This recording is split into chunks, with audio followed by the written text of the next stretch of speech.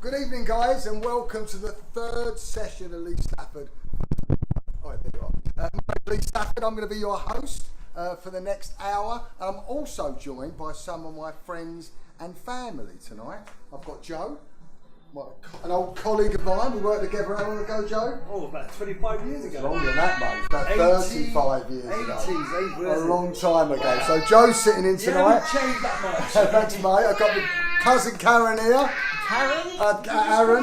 Cousin Aaron, sorry. 40 years. 40 years. And of course, I've got my beautiful wife over there, who's just had a lob, and one of my children, Elvis. So. All right, Karen. Sorry, that was his weekend. Okay, so just to let you know what we're going to be doing this evening. Bye, Elvis. Bye-bye. So the lob couldn't be any hotter now, right? So I'm going to give you my interpretation of the lob. We're going to mix two Lee Stafford Education recipes together. We're going to mix the one length above and the layering from the long disconnection. And the layering from the long disconnection on top of the bob is going to give the lob a really it's just some natural texture and some natural volume. We're going to put short layers in it, but they're also going to melt in with the longer layers. And it's all going to be quite understated, but for someone that came in that just didn't want it one length, like Jess, for example, she wanted a lob, but she wanted some volume in her hair. So someone wants some volume, someone wants some texture in their lob, then this recipe is going to be absolutely perfect for it. Is it like a dysfunctional bob? It's like a sort of, yeah, I suppose it is. Yeah, bob, yeah. It is. Okay, so let's get cracking. Let's share with you. Sorry, Lee. That's all right, mate. Just ask questions when you want. That's absolutely fine, Joe. So the sectioning of this haircut. So it's a classic horseshoe section that we've done on top, from the session on both sides, and the horseshoe goes right underneath the crown. And there's an important reason why it goes underneath the crown, and we'll see why that's important when we get to the top section. Now, the mathematics of this horseshoe is very important. What we do is we measure from the sectioning pattern there to the hairline, and then we make sure the other side is the same, and then the top is 1.5 the width of one of the sides. And again, you'll see why that's so important once we get to the top section. So once we've got that horseshoe section in, we then put a comb on top of the head like that, take it away to find the high point. And from that high point, we do a triangle right at the front, classic triangle at the front. And then we use them two lines to go all the way back to create the other three sections. We then take a tiny piece out of each triangle, which gives us our high point again. So that's the pre-sectioning of the Discon Lob, the mashup between the one length above and the Lee Stafford long disconnection. Yes, Aaron, you got a question? Yeah, I just put out there on the chat just to make sure that everyone can hear us. Okay. Oh, yes. Give us a wow if we're the right way up. Yeah. Just give us a wow. Yeah. Are we the right way up? Are you sure? This month, you sure? Give us a wow on that. Send us some love hearts if we're the correct way up. Send us some wows if you can hear us. All right, that's basically the thing. Yes, listen, love hearts are what make the world go round, mate. Exactly. And then love is the answer. Absolutely, mate. That's it. So what we're going to do is we're going to take a horizontal section. Vertical section right down the back. Yeah, normal size section. So if you come this way, Luke, you'll see when I pull this up from this angle, we're going to pull this hair. No, we're not. Actually, I've bolted a head there. I need to do something else first.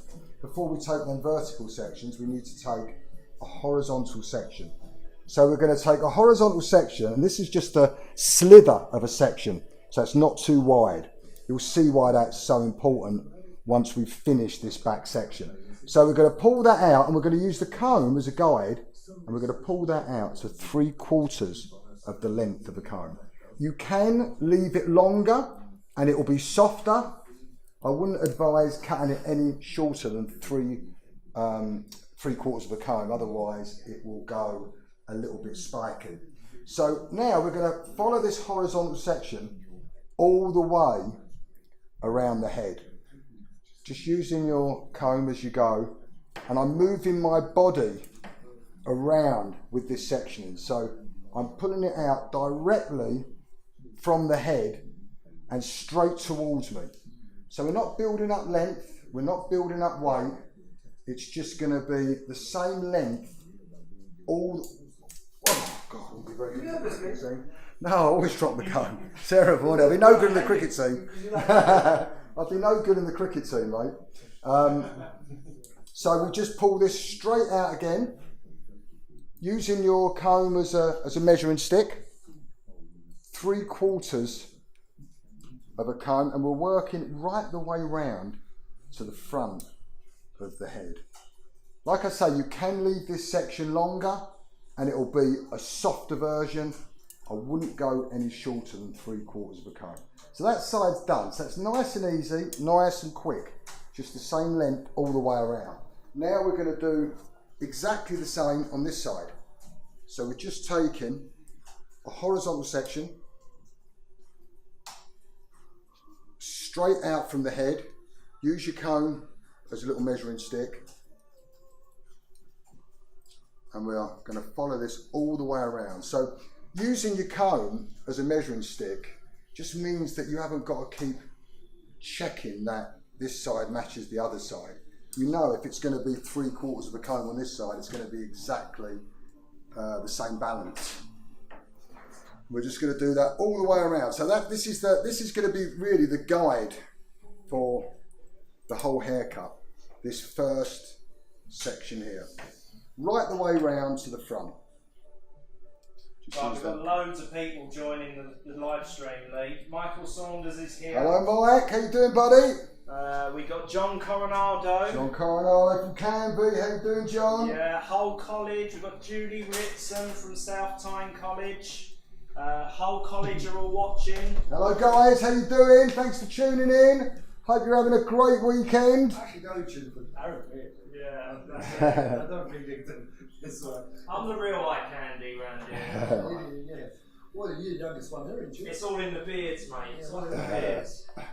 Okay, so we're now going to go back to where I was a little while ago. And if you come just over here, Lou, you'll be able to see this from the side. So we've done that section all the way around the top, that layer, so to speak. And it's quite similar to how we do the uniform layer recipe at Lee Stafford Education. So now what we're going to do is we're going to pull this hair right up to the ceiling. So literally we're going to pull it right the way up. And as we pull it up, you can see that guide that I've just cut there. And using the shank of my scissor, so I'm not going to be cutting this hair how you would conventionally cut it. I'm not actually closing my scissors. I'm just using the shank, just like you would cut a piece of paper or a piece of cloth. You're not actually closing your scissors. So the shape we're trying to create now is from that guide, we're going right up to the ceiling. So we're keeping a lot of weight on the bottom. So as soon as we cut that section, we forget about it. There's no cross-checking through this whole haircut. So the guide each time is the guide we put up the top and the ceiling. That's our guide, not the previous section. So we put it all the way up again. You can see that guide there with the shank of my scissor. I'm going to go all the way to the top. Again, once that's cut, just going to forget about it and just put a clip in it. It's really important that as you work around the haircut, that you put a clip into the hair, because if you try to rush this too much, the hair seems to all kind of fall on top of one another, and you kind of lose where you are. So keeping these sections nice and clean means that that bit's been cut. I know that's cut, that's to be cut, and I'm cutting this bit now. Yes, Al? Do you want some questions? I'm getting some questions. Yes, give me some questions. Guys that are joining the live chat. Give me some questions. Right, so, I mean, obviously, hello to everyone. Thanks for all joining us. But we've got a couple of questions. One is, what length is your comb, Lee? That is a really good question, because 3/4 of a comb could be a very different length, couldn't it? All depending on the length of your comb. I mean, 6 or something like that. exactly. I mean, this is a pretty standard comb, isn't it? I think the YS parts are slightly longer, I think, than the Matadors. Are they? Yeah, It's a standard YS part comb. I think the beautiful thing that see on the YS Park Yeah. combs, you can see each one of those circles in the top, those holes, the Yeah. gaps. Each one represents a centimetre. Yes. Right. Well, we've got 14 now. There you go. But then what about in the middle? Then there's no holes in the middle. Or does that not matter? Just means that. No, each one of these. So when you are measuring, you use that's- these 1 centimetre. So that's yeah, 14 I guess. centimetres, then, right? Well, probably a bit more, like I say. We're gonna have to measure that at some point. Yeah, I aren't we? guess. I don't think that equates to the measurement of the cone. It's just when you're measuring those are centimetres. Yeah. Yeah, but it is just a standard comb. So that was Samantha Jean. Thank you for that question. Thanks for that question. So we're just going to work Good question. all the way around to the front of the head. So you're just taking vertical sections the whole way around. If you're right-handed, your body is going to be on the right-hand side. And if you're left-handed, you'll be on the other side.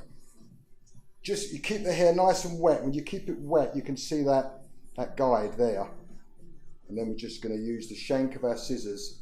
Could you do this haircut sitting down then? Because like hairdressers do sit down more than they do. Yeah, I mean, I will be. That's a good question, Joe. You do, Joe. You That's do. what I mean. Come No, on. I do sit down when I do haircuts. But This one would be a bit awkward, Joe, because in a minute I'm going to sit down because I'm working on the outline. so just a top section. Yeah, so this section, I suppose you could sit down and do it. You know, you could. Raise the stool and lower the chair. Yeah, absolutely, you could do that, yeah. I think when you come to this part here, you just got to be careful that, or just keep in mind that you haven't got the luxury of all that hair that you have round the back here.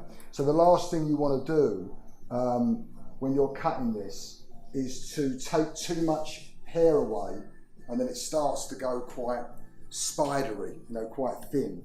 So when you're doing just keep in mind when you're doing this section here, you don't want to cut it too deep into the hair here and leave it too thin on the end. So just keep that angle quite astute. Is that the right word?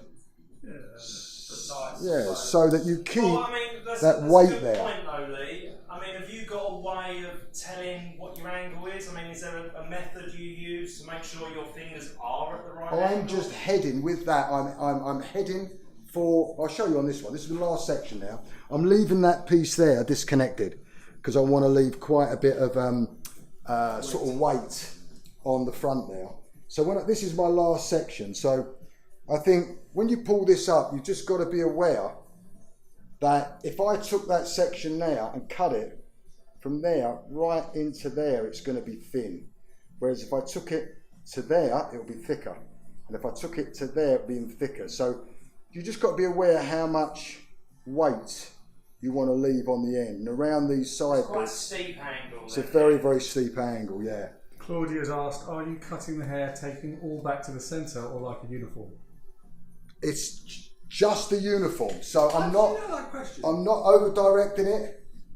It comes up on the screen. This is the 21st century. No, I'm not on a laptop, but I'm Yeah, nice. It's coming. Yeah, so we're not over directing it at all. We're not. Aaron, are you? Huh? You're not doing your job. If Luke No, listen, I mean, Luke can chime in. We're a team! Dulcet tones, don't we? Yeah, so As you were saying, buddy. Yeah, so if you come around here, look, you can see. If you come and look from the back, you'll be able to see that we're just pulling that straight up.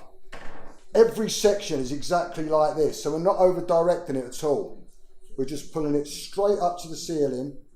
We're using the first guide that we cut around the head, and then we're going right the way up to maintain as much weight as we can on the bottom. So there's not that many sections to do around the back. I mean, I think there's probably about 10 sections to do. So you've got to be vigilant with your neatness. Again, you know, I know that that's been cut around there. I know that this is to be cut and this is going to be cut.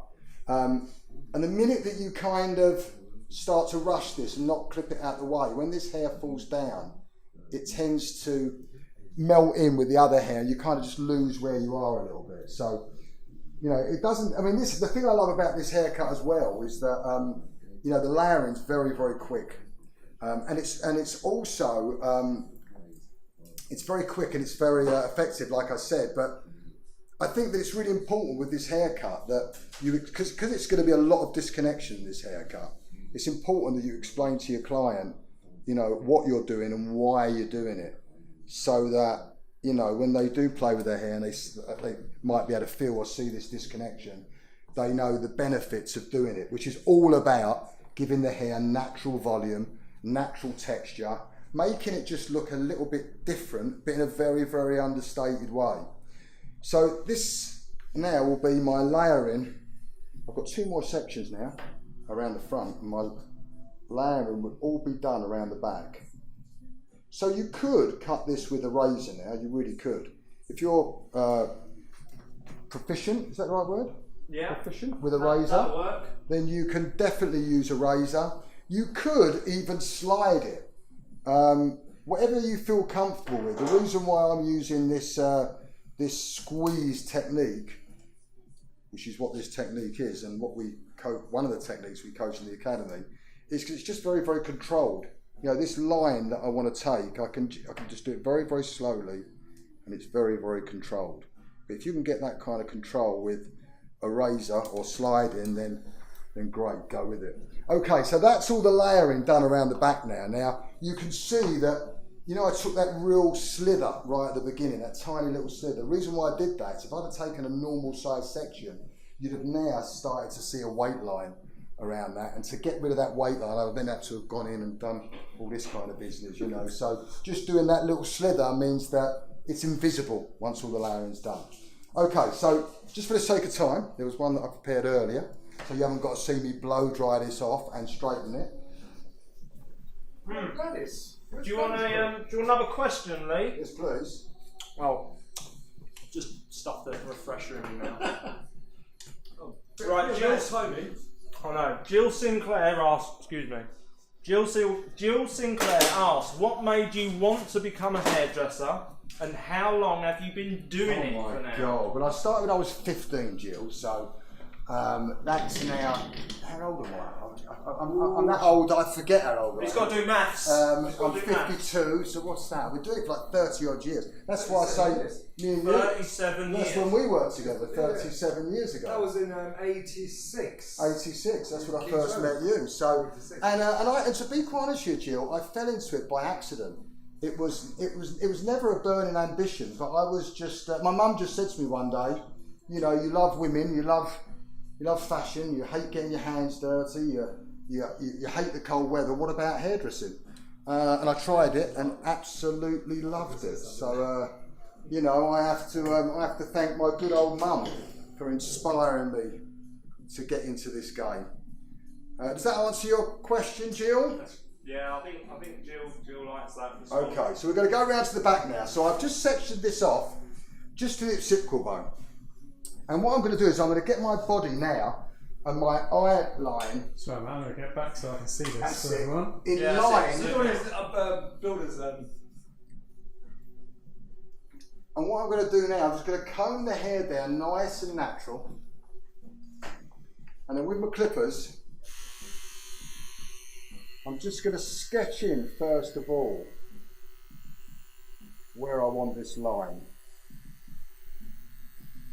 Now, I know this is quite a controversial way of how I'm doing it here, and I know it seems a bit barbaric. Yeah, why are you using clippers? Well, the reason why I'm using the clippers like this is because I know there's many ways you can cut a bob line in, but for years and years and years, I personally struggled by putting the head down, cutting a line in, and then when the head came up, all I did was that, hoping that it was the length that I wanted it.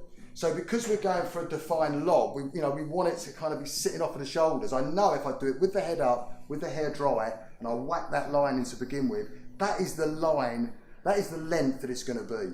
So I know that doing it like this will create a little bit of graduation that I need to get rid of later, but that's a small price to pay for getting that length in exactly where we want it. And also getting the balance in. I find doing it like this, I just get the balance in perfectly to begin with, because I'm just moving my body around. I'm just sketching it in to begin with. I'm not getting too caught up in you know, making sure the graduation's off of it yet. I'm just moving around, just using my clippers. I'm just sketching it in so I can see that line. Yeah, I'll be your assistant. Let me just get rid of all that. Oh, sorry. Oh, no, that would have been a disaster, wouldn't it? Yeah, straight in the middle of the haircut. You're fired. Okay, so I'm happy with that. Sketch that in. Now let's get the hair down from above. Now it's really important that I see that line underneath, which I can. So all I'm going to do is comb it into its natural fall, this hair. So I'm just combing it so it's just in its natural fall. Then I'm going to get the clippers again and I'm going to go in again.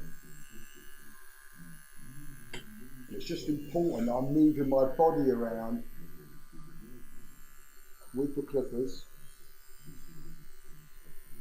And also, you might have noticed that when we did that that first incision, we took it from the occipital bone. And the reason why we did that again is because for years I used to take little sections and work up the head when doing a bob. But when you take little sections, normally what happens is the hairline starts playing tricks with you, and because there's not enough weight there. So again, by having quite a big section to begin with, you eliminate completely any dodgy hairlines. And you can just sit that line in because you've got the weight. Now, again, we're going to work round to the sides now. And the biggest problem I always found when cutting sides is these things just get in the way terribly. And if you take a small section round here and you try to comb it down and blend it in with that back, the ear is just going to lift that hair up again. And again, it just plays tricks on you. Where if you do a nice big section, dry it off straight, then the ear again just doesn't come into play. So for me, you can just get a seamless line from the back to the front. And that's what I think distinguishes a really expensive kind of bob, where you can't see where the back and the sides start and finish. They just seamlessly work around the head, and it's so easy to do like this. Okay, our classic recipe at Lee Stafford Education, we do use the scissors. We use an inside out method where we cut like that and then we cut like that. Like freehand? No, we just use the scissors like conventionally, again, what happened with me for years is that I'd cut a line like that and it would always slope off this way, and I found it really hard getting the balance. So we use a technique where we just change our fingers around like that. It's a little bit awkward to begin with, but you just get your balance in nice and easy and simply. So I'm just sketching this in to begin with. All I'm doing is just sketching it in. Not getting too caught up and trying to make it perfect at the moment. All I'm really looking at is getting the length in and the balance right. Got a question from Kelly Farder. Yeah. How have you come up with the names for your hairstyles and sectioning techniques? Oh, that's a good question. Well, this one, for example, it's a lob. So I thought we've got to get lob in there, right? And it's which is a long bob, right? It's a disconnection. Yeah, but it's a disconnection as well. So it's the Discon. I thought rather than say disconnection lob, it's the Discon. I just dropped a bit and it's hashtag friendly. Discon Lob. Exactly. Use the hashtag Discon Lob. There you go. Are we going to? I thought you was going to do a competition, Lee, about if you have a go at this.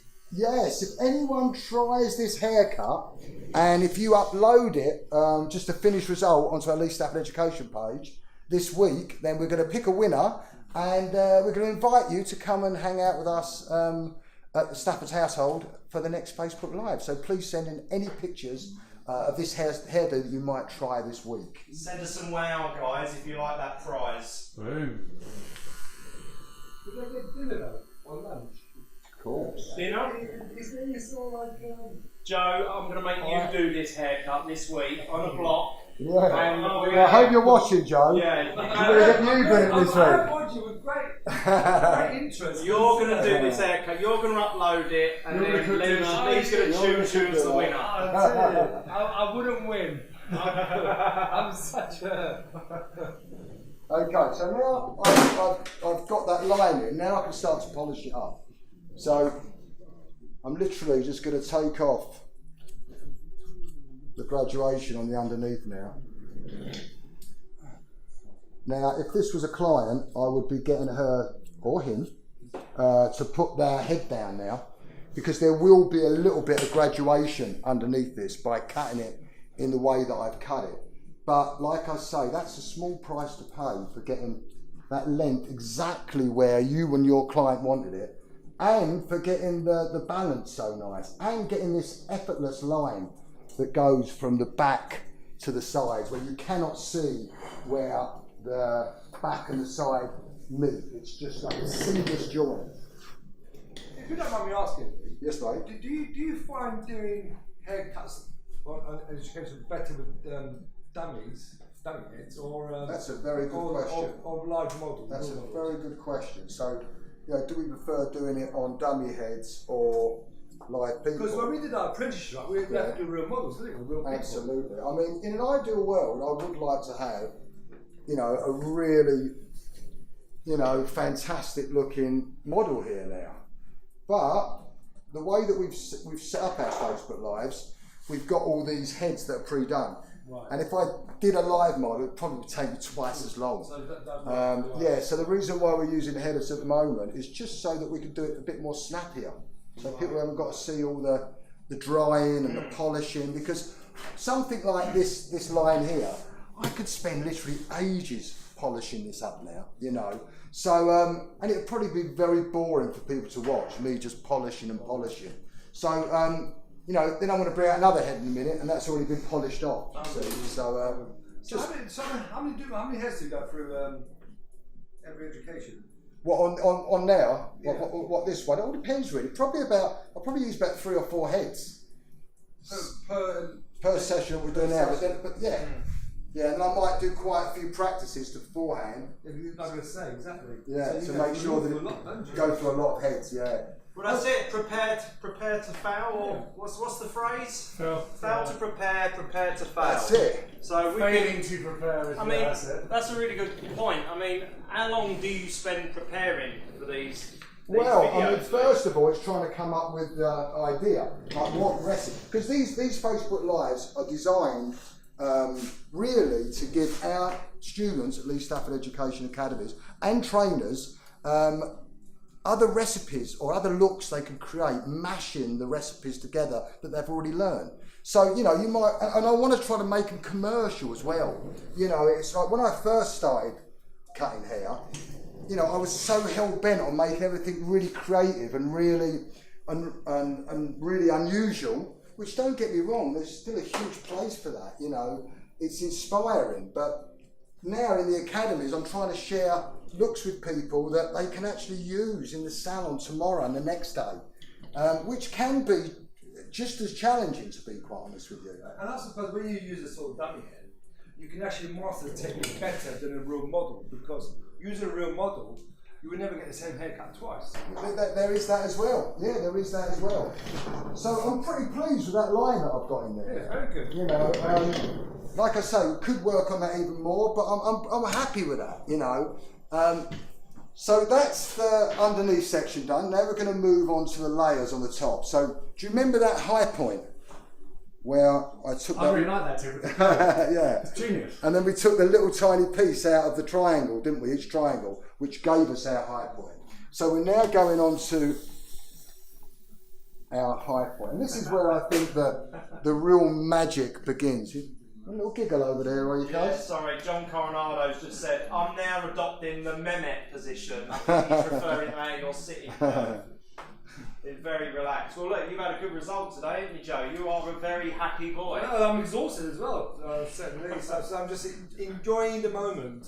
So we're now going to take this high section up to 3/4 of the comb again. So what we've got now is we've got this balance between the top and the underneath, yeah? So that's going to be our guide for the top sections now. So we've got 4 sections on top. If we split them into 2, each section, how many sections are we going to have on top? There's a quick question. 4 sections, split each one into 2. How many sections have we got? Quick maths. Quick maths. Doesn't matter if it's right as long as it's quick. 1.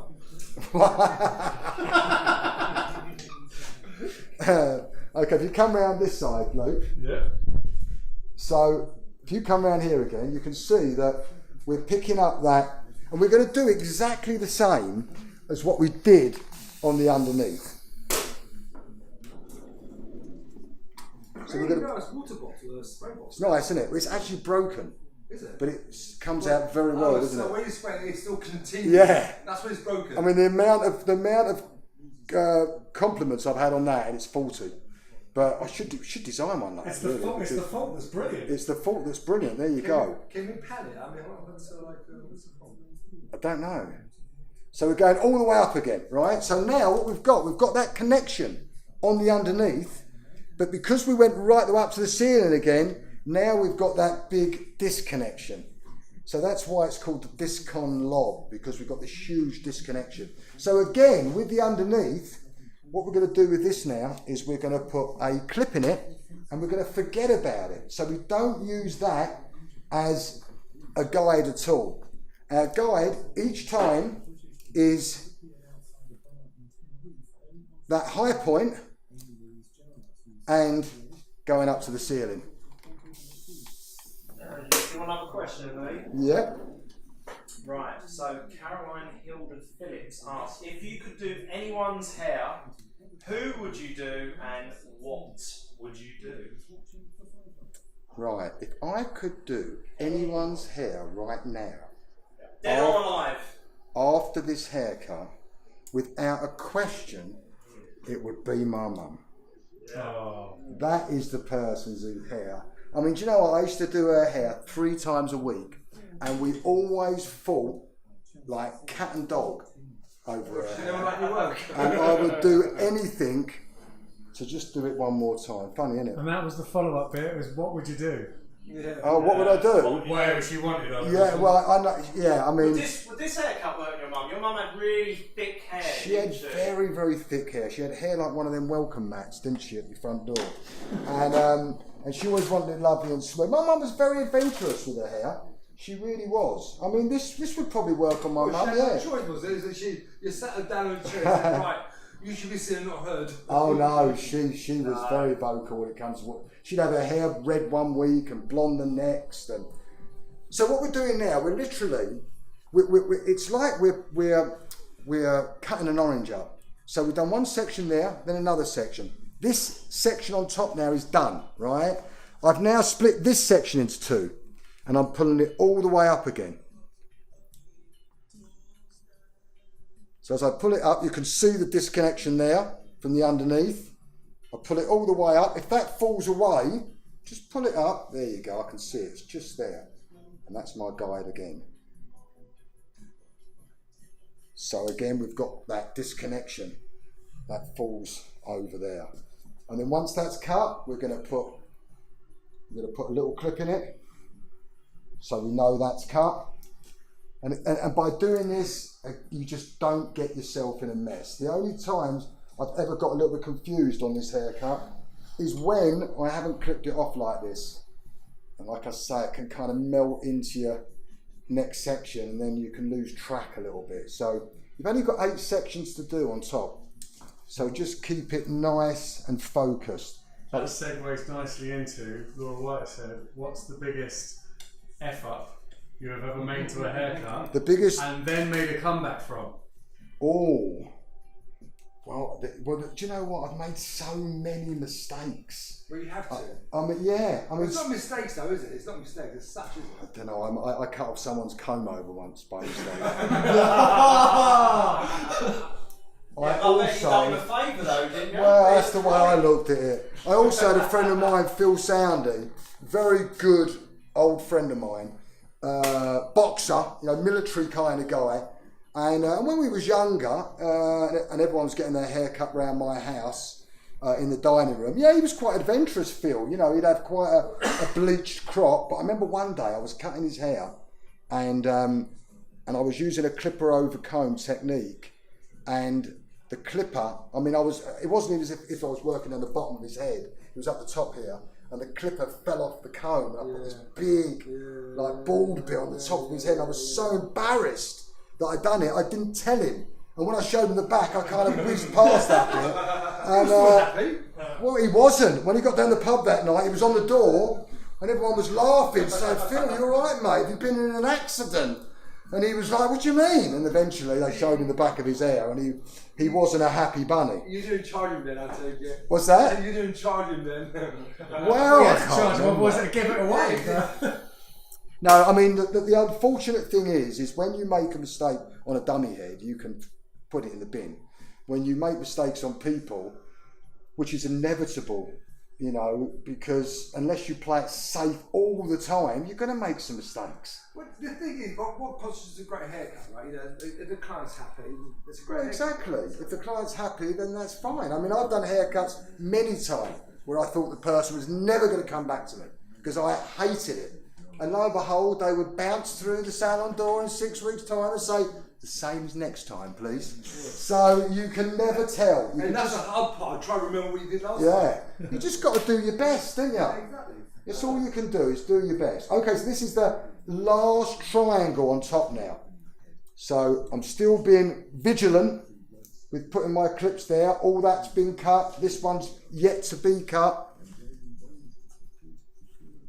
I'll pull that all the way up again. If I'm losing my guide, I can just pull that. You've got to be careful around here, because if you pick up anything but that original high piece, you'll have a different guide to work from, and then you can get yourself in a bit of a mess as well. So let me just show you on the board a second, just so that makes sense, because this is an important bit actually. Where's that thingy, Al? What are you looking for? The pen. The pens? Yeah, for here. Yeah. Well, Right. choose your poison, pink or black. Let me just show you a little diagram here, because if you've got kind of the top of the head, right, and you've got this, you've got your sections there, and you're splitting each one into two, right? Now, when you cut that first section, right, and you've got your guide there, right, when you cut the neck, you know, once you cut that, each section is getting longer, right? So eventually you get on the outside and it's the longest bit. Well, if you take your next section here and you don't go from that middle piece, you go from there, for example, instead of going right into the middle, you will have a different length of a guide. And then you'll get yourself into a bit of a wonky donkey state. So you need to take that section right from the middle each time. Okay, so we've got one section left, Luke. Come over here, buddy. Cool. We've got one section here now.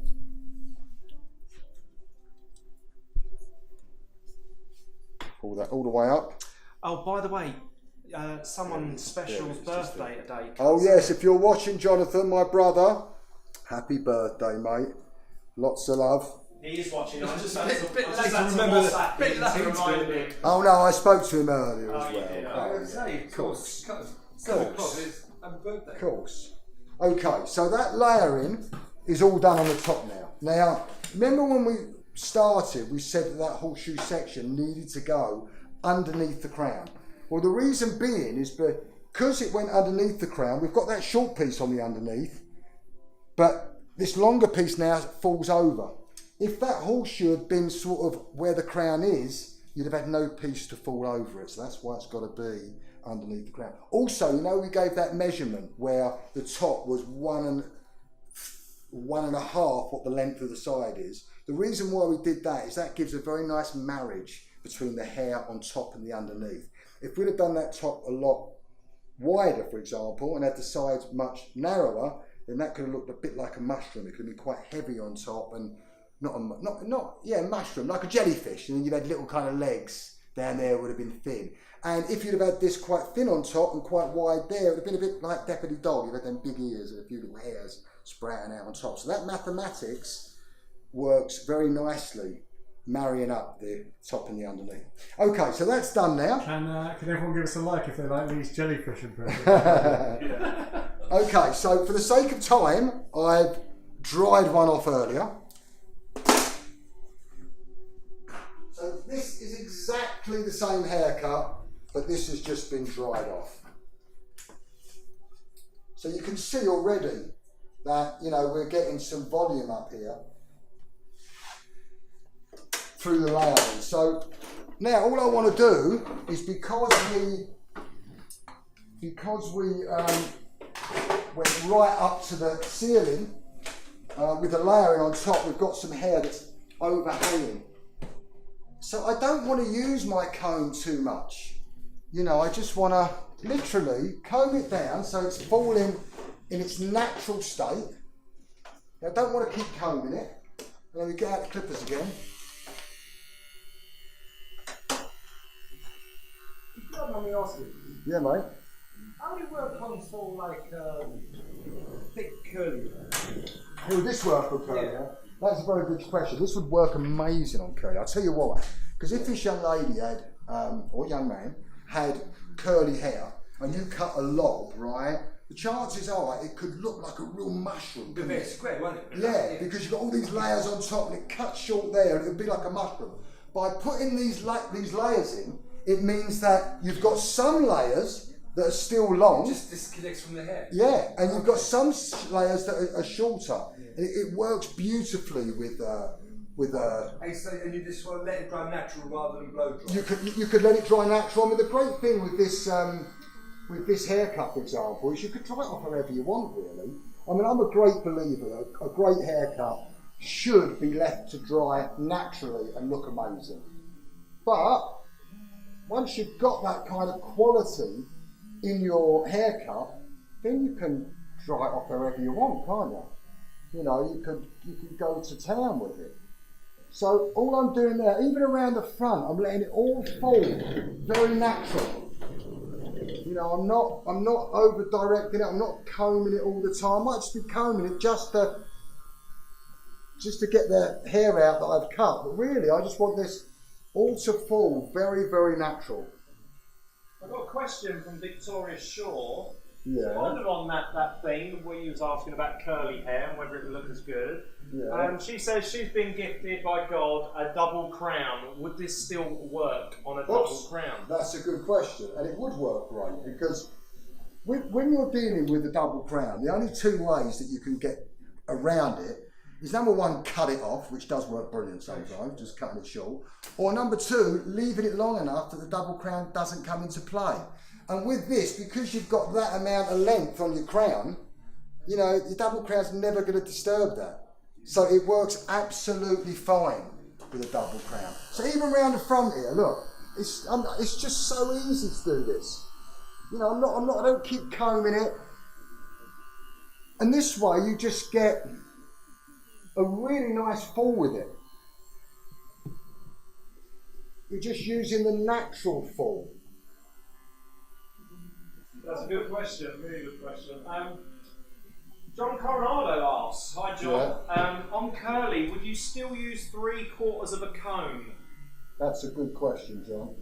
And the answer to that, mate, would be probably not. It all depends on the curliness. Is that even a word? Well, the curl pattern. Is You that can a have word? obviously you can have Structure of the curl. Well, you might have a curl that's really tight. or a loose curl. Yeah, so if that's the case, you've got a curl that's really tight, you might want to leave this. Yeah, but if you stretch the hair, into it, the curl doesn't come into it, does it?